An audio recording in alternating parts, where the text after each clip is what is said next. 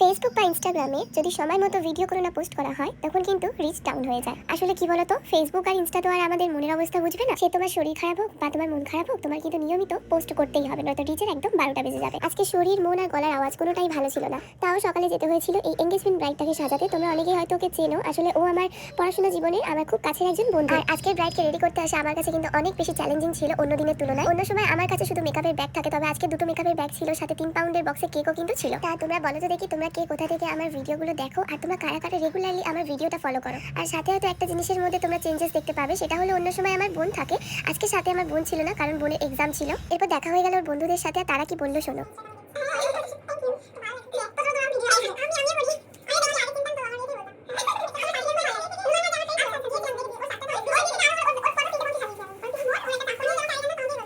মাঝে মাঝে নিজে ভাবি যে মানুষ আমাকে এতটা ভালোবাসা দেয়, আদৌ সেই ভালোবাসার আমি যোগ্য কিনা। এরপর সবাইকে টাটা করে চলে এলাম।